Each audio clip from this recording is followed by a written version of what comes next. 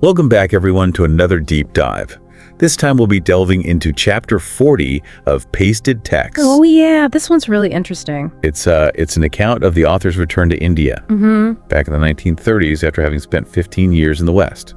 It's not just about going home, though. Not at all. We get a really unique look into the beginnings of some Pretty major yoga institutions. Yeah. It's really cool to see how they brought together the traditions of the East with the more practical approaches of the West. What really stood out to me was that we get two very different perspectives. Yeah. You have the author's own personal journey, going back to their roots and all of that. Right. And then you have their secretary who's seeing India for the first time. Yeah, it's like having two guides along for the ride. Exactly. And it all starts with their arrival in Bombay on August 22, 1935. Ah, Bombay. I love how the author describes it. Yeah. This really vibrant city, modern energy everywhere you look. Yeah. A blend of Western influence and traditional Indian elements. Oh, for sure. I mean, you can practically picture it, right? Yeah, totally, like palm trees along these grand boulevards, and then right next to them you have these ancient temples. And then right there, too, are these big, imposing buildings. Almost like this clash of worlds. Well, yeah. I mean, it's important to remember the historical context, right? India was still under British rule, so this fusion of cultures. That wasn't exactly a choice, right? Yeah, you could say it was a forced blending in a way. Definitely. And there's this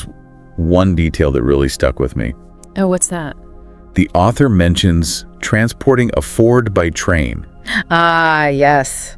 That Ford on a train. I know, it's such a funny image. It is, but it's almost like a metaphor, isn't it? Oh, how so? Well, you have the author's mission, right? They're bringing Western ideas to India and trying to figure out how to integrate them. Yeah. I mean, it's like that Ford trying to find its place on an Indian train. Wow, I hadn't thought about it like that, but that's a great point. And that whole interplay between tradition and modernity, we see it throughout the whole chapter. You're right. So after that, we have all these welcoming ceremonies.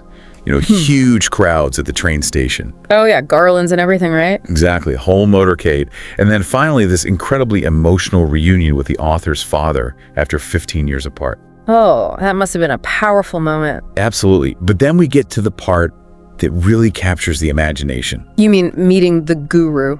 Yeah, Sri Yuktawar. This is where the secretary's account really shines. It does. You can just feel the awe and reverence. Totally.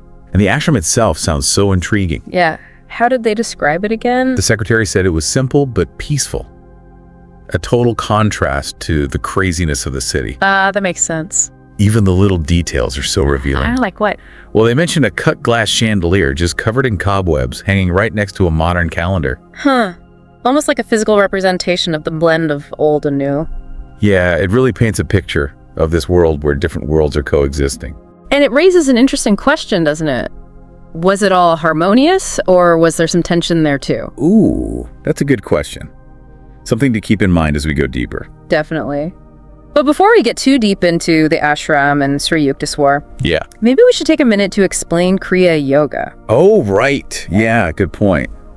Not everyone listening might be familiar with it. Exactly. So Kriya Yoga, it's a specific lineage of yoga. Okay. It focuses on particular breathing and meditation techniques, and the goal is to help people achieve a deeper connection with the divine. Okay, so that's a central part of what the author teaches, right? Absolutely. It plays a huge role in their work at the school in Ranchi, too. Right. And speaking of Ranchi, that seems to be at the heart of this whole chapter. It is, isn't it? That's where the author set up their school. Right, this amazing center for yoga education and humanitarian activities. It was a pioneering idea, really ahead of its time. Yeah, combining traditional yoga practices with a modern educational approach. And then on top of that, they incorporated this strong element of social service. Totally. Yeah. And you can really sense the author's joy at being back at the school. Yeah, but then immediately we learn about the challenges they were facing, right? Yeah, financial difficulties, the need for repairs. It's like a reality check, Even with the best intentions. You got to deal with real world problems. Exactly. And that's where the author's Western experience comes in. Okay, tell me more about that. Well, they talk about using what they call American practicality to tackle these problems. So that cross-cultural exchange, It wasn't just one way. the author was bringing lessons learned in America back to India. Yeah, they weren't just blindly following Western ways. They were trying to find a balance. That's so interesting. And the Ranchi school wasn't just about academics either, was it? Oh, no, not at all. It was way more than that. There were all sorts of things going on. Vocational training, sports, you name it. And of course, Kriya Yoga was a big part of it all. A central element for sure. But then there was also this emphasis on self-governance among the boys.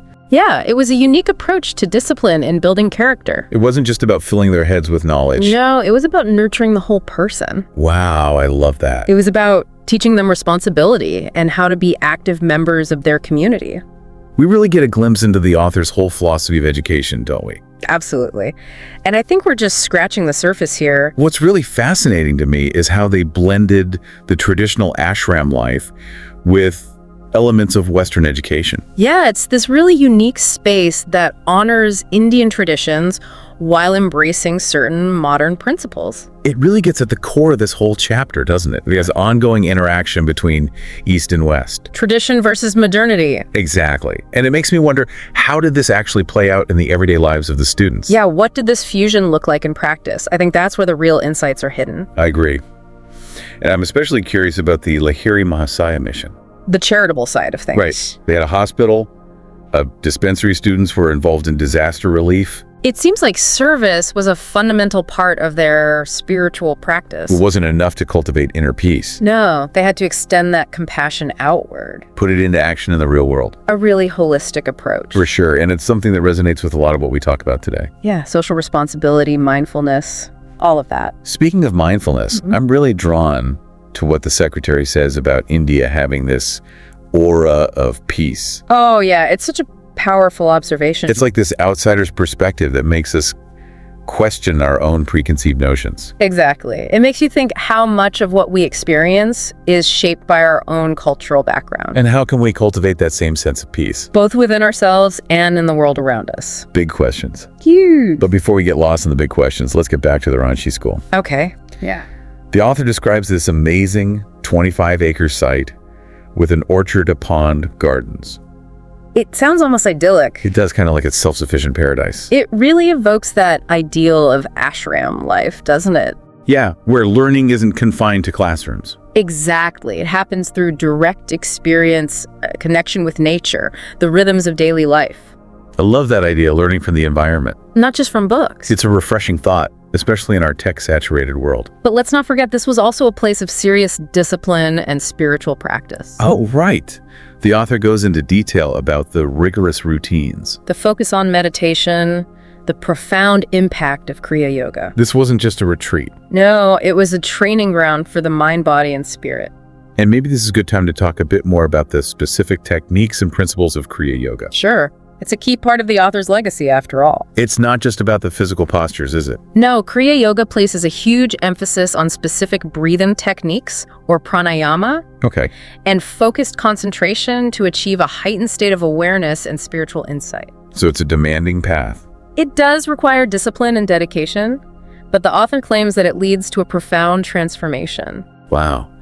And it makes me think about those stories the secretary shares about the young students. Yeah, achieving those incredible feats of concentration. Sitting perfectly still for such long periods. It's such a stark contrast to the restlessness of Western students, as they put it. It highlights a real difference in how they approached education.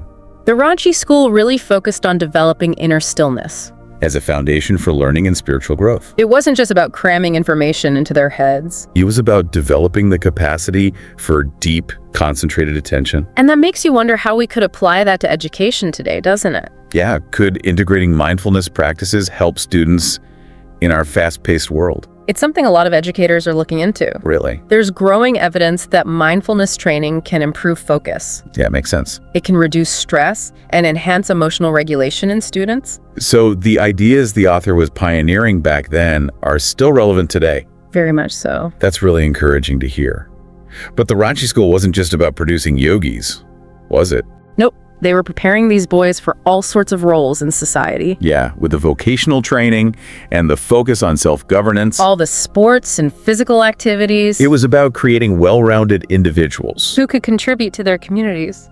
It's clear that the author had a huge vision for Ranchi. They did, and it didn't stop there. No, They went on to establish branch schools and even a Yogoda math on the Ganges. It shows how much interest there was in the author's teachings, both in India and internationally. It's a testament to the power of one person's dedication to turn a vision into reality. And the author acknowledges all the teachers and workers who helped make it happen. It's a reminder that even the most ambitious goals Require a collective effort. Exactly. Yeah. So throughout this whole chapter, we've seen this blending of Eastern traditions and Western influences. It's everywhere. But what's the main takeaway for someone like you or me who might not be on a spiritual path? That's a good question. I think one of the key takeaways is just how universal certain human experiences are. Like, Well, the longing for connection, the search for purpose and meaning, the desire for inner peace. yeah, These are themes that resonate across cultures and time periods. I see what you mean.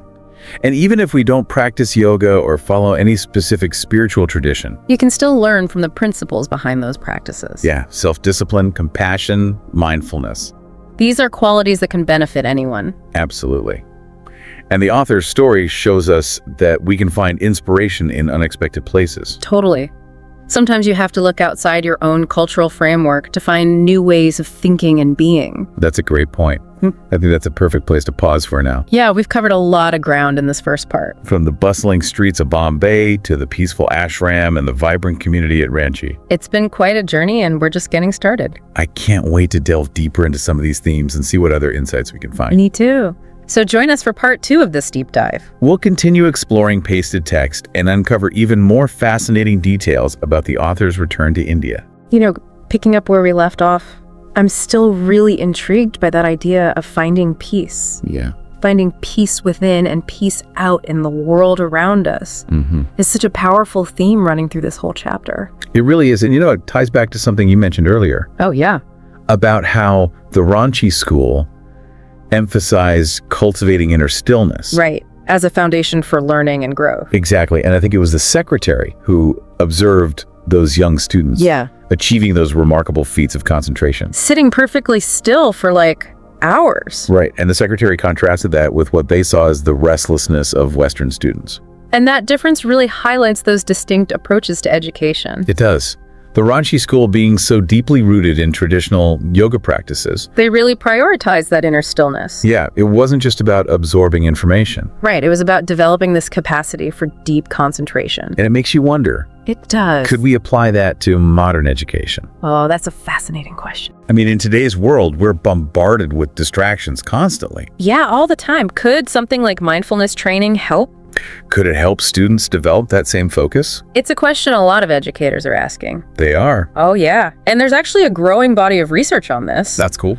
suggesting that mindfulness training can actually make a real difference for students. Like how? Well, studies show it can improve focus, reduce stress, and enhance emotional regulation. So the author's ideas back in the 1930s, They might have been onto something. they might have been ahead of their time. They were pioneers in a way. For sure.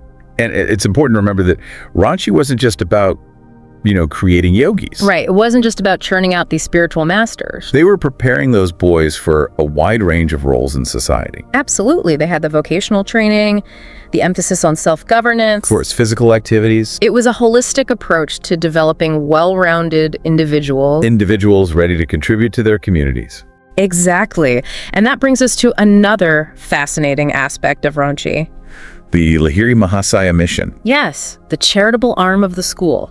They had the hospital, the dispensary, even involved students in disaster relief. Service to others was so clearly a core part of their mission. It wasn't enough to just cultivate inner peace, No, they had to take it a step further, extend that compassion outward. make a real difference in the world. It's such a powerful example of how spirituality can be expressed through action. It wasn't about retreating from the world. No, it was about engaging with it in a meaningful way. And it really resonates with that quote, be the change you wish to see in the world. Oh, totally. A perfect illustration of that idea. Yeah. And it makes you think about the ripple effects of the author's work. It does. Yeah. It wasn't just about the students at Ranchi. No, it was about empowering them to go out and make a difference. Create positive change, Leave a lasting legacy. which they certainly did.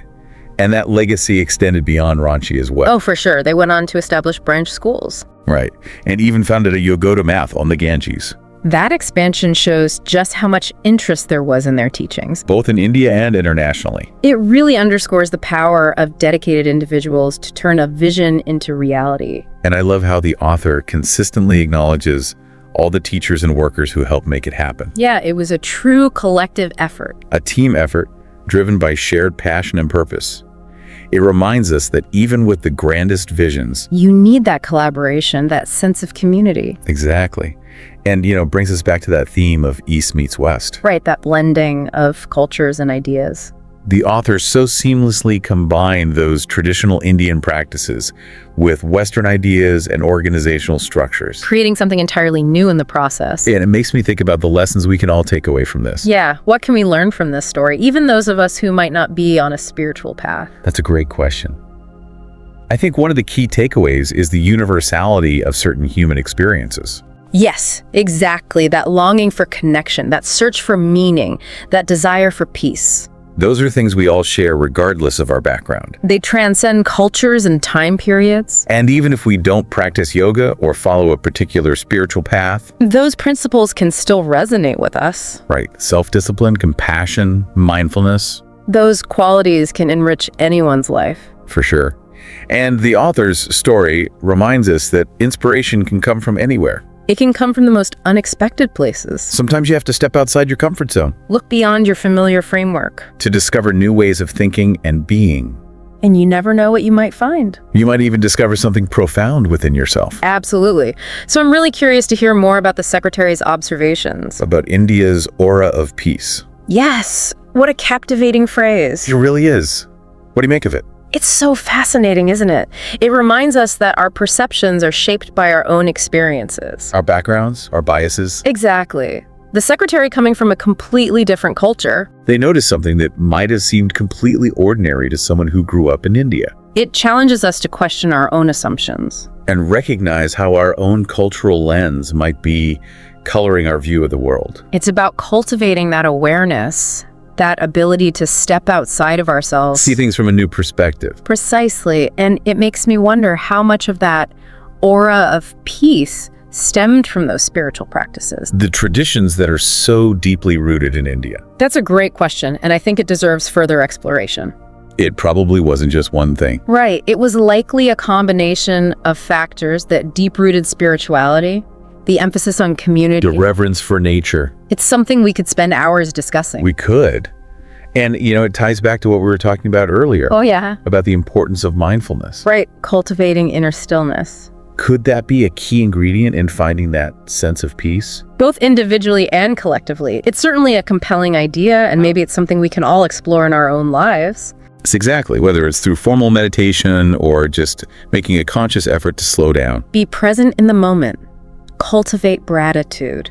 Maybe that's where the journey toward peace begins. I love that thought. It's about bringing those principles into our everyday lives. Not just as abstract concepts, but as lived experiences. Right, and perhaps as we cultivate that inner peace.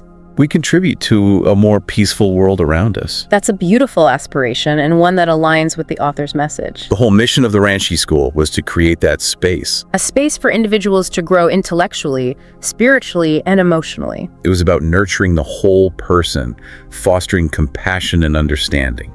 And ultimately contributing to a more harmonious and peaceful world. What an inspiring vision.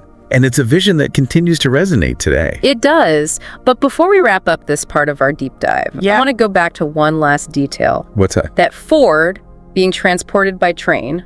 Oh yeah, it's such a striking image. It is, and I think it's so symbolic. Well, it's like a visual representation of the author's journey and really this whole chapter's theme. Blending East and West. Tradition and modernity, finding ways to bridge those different worlds. And it makes you wonder what happened to that Ford. Once it reached its destination, did it navigate those narrow Indian roads? Did it become a symbol of progress? Or maybe a source of disruption? It sparks the imagination, doesn't it? It really does. And maybe it's a reminder that even with the most ambitious endeavor, There are always unexpected challenges. detours along the way. But that's all part of the adventure, right? Absolutely.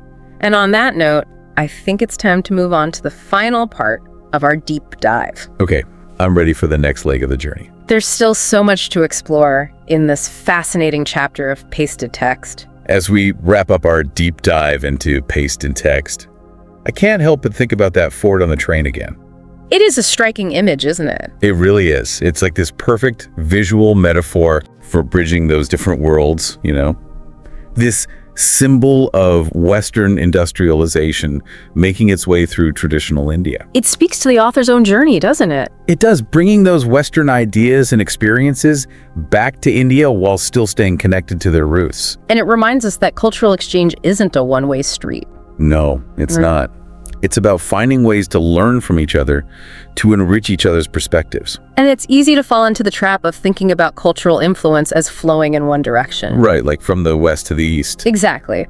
But the author's story shows us something different. Yeah. A more nuanced reality. They were actively bringing lessons from America back to India. Yeah. Not just blindly adopting Western ways, but looking for that balance. That synthesis. Exactly. And, we've talked a lot about the author's vision and accomplishments, but I'm also curious about the challenges they faced. Yeah, what were some of the obstacles they had to overcome? Well, funding was a big one. Oh, yeah, I bet. Running a school like Ranchi. It couldn't have been easy. The author talks about this constant struggle to secure funding to make ends meet. Just to keep the school afloat. Exactly. It's a good reminder that even with the most noble goals, You have to be practical. you need to deal with those real-world constraints. It makes the whole story more relatable. It does. It reminds us that these were real people with real problems. And it really speaks to their dedication. Their commitment to making this vision a reality. Absolutely, they didn't let those challenges stop them. No, they were determined. They found creative solutions, leveraged their connections both in India and the West. And in the end, they created a truly thriving institution. That benefited so many people. It's a testament to the power of perseverance. And, it makes me think about the impact of their work. Yeah. We talked about the students at Ranchi, but how did their efforts reach the wider community? Well, the author often talked about the importance of social service, Right. of extending compassion beyond the walls of the school.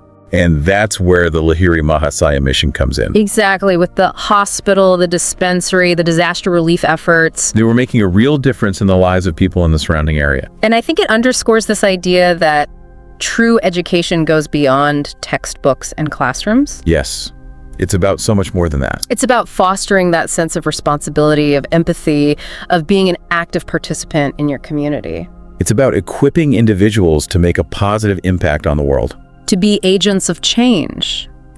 And the author's story shows us that it's possible. Even in the face of those challenges. Exactly. So as we wrap up this deep dive. I'm left with this sense of awe at everything the author accomplished. Me too. But also with this renewed appreciation for the power of education. And the importance of understanding different cultures. Absolutely. Yeah. And, I can't help but wonder about the fate of that fort. Oh, that's a good one. Did it become a beloved part of the Ranchi community? Or did it eventually break down on those dusty Indian roads? We may never know the answer, but it's fun to imagine. It is. And maybe it's a metaphor for our own journeys of discovery. There are always more questions to ask, more stories to uncover, more connections to be made. The learning never truly ends. Well said. It's been a pleasure exploring this chapter with you. Thank you. And to everyone listening, we hope you enjoyed this deep dive into pasted text. We hope it sparked your curiosity. And inspired you to keep exploring the world with open minds. And a thirst for knowledge. Thanks for joining us. Thank you for listening till the end. Please subscribe, turn on the notifications, like, comment, and share with your friends. This will help more listeners to discover our channel and content.